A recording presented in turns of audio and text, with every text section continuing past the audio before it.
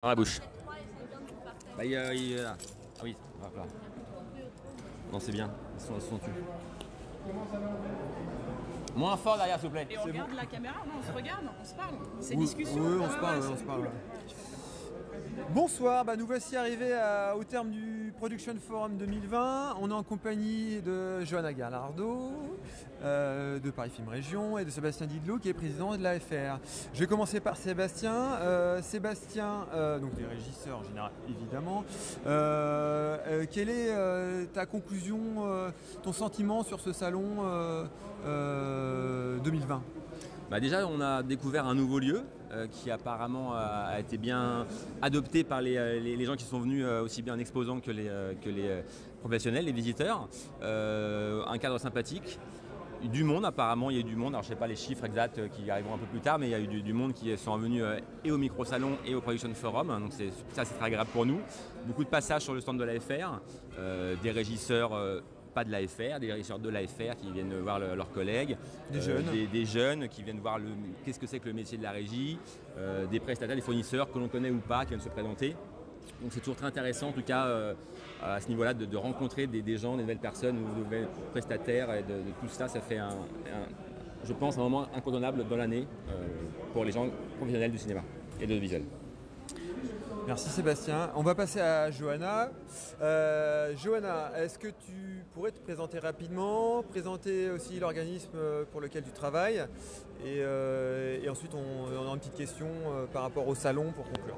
Donc Johanna Gallardo, je suis responsable des relations institutionnelles à Film Paris Région, qui est la commission du film d'Île-de-France. Et je suis aussi l'organisatrice du Salon des tournages Production Forum, édition 2020. C'est pour ça que tu es là. Alors ça c'est une partie de ton métier, mais j'aurais aimé avant qu'on conclue sur le salon, que tu nous parles aussi d'une autre partie importante qui a été notre fil rouge tout au long du salon, à savoir la production responsable, l'éco-production. Est-ce que tu pourrais un peu nous parler de ton investissement personnel et de l'investissement de la région dans EcoProd ? Moi, ça fait 9 ans que je suis sur le projet EcoProd, sur le collectif que j'ai développé. Je suis allée chercher des partenariats en Europe pour réfléchir tous ensemble avec tous les professionnels et pas seulement entre Français pour avoir des idées ailleurs.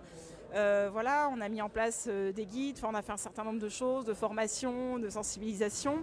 Et du coup, la région suit en étant dans le collectif EcoProd. Et cette année, justement, le fait d'organiser le Production Forum, on a voulu mettre en avant ce sujet-là, ça me tenait vraiment à cœur. D'où le studio Ecofilm au cœur du salon, donc éco-conçu avec des matériaux récupérés.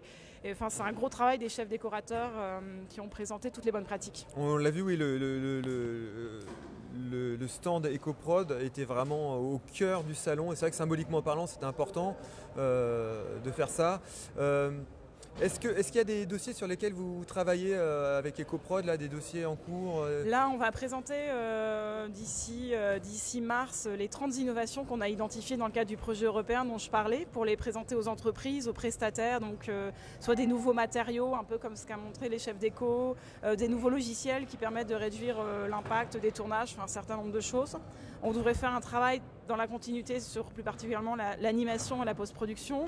On voudrait poursuivre aussi tout le travail de réflexion avec vous, avec toutes les associations professionnelles, avec les syndicats de producteurs, parce que le dialogue doit être constant pour améliorer nos bonnes pratiques et trouver des solutions ensemble. Et si voilà, faut mettre des moyens en tant que région ou mettre en place des projets, on est là pour ça.